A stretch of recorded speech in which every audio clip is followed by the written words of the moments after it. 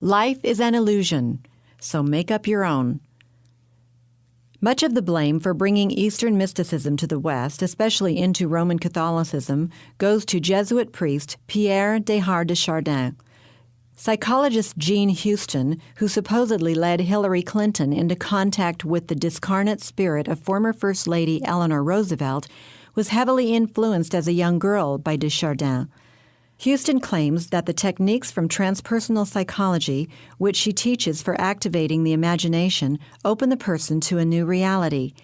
Echoing de Chardin's Eastern mysticism, she claims that this alternate reality is more real than the cultural trance known as, quote, normal waking consciousness, in which we all dream the same dream, more or less, and call it reality, end of quote. The altered state of consciousness reached under yoga is supposed to provide an escape from this dream of normal consciousness. Carl Jung wrote introductions to some of the first Western editions of books on yoga and Eastern mysticism. Reflecting the Hindu view that life is but a dream, Jung was obsessed with dreams and their interpretation. In one dream, he saw himself in yogic meditation representing his, quote, unconscious prenatal wholeness, end quote.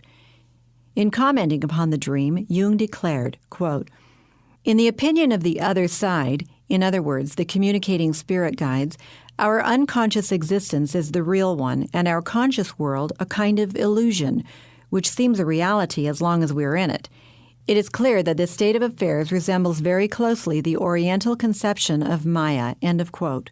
Imagine how far one has fallen from the truth and from God to believe the absurdity that dreams are the real life and consciousness is a delusion.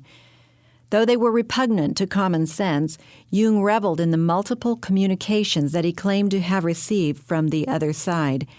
These became the basis for much of Jungian psychology still practiced in the West, which is especially influential among Christian psychologists.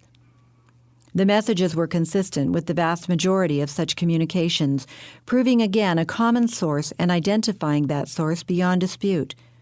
Over and over, Eastern mysticism rears its serpentine head, promising the ancient lie, quote, you are God and therefore capable of creating any reality you desire, if not now, then in a later incarnation, end quote. Again, it is Hinduism's belief that all is Maya, or illusion.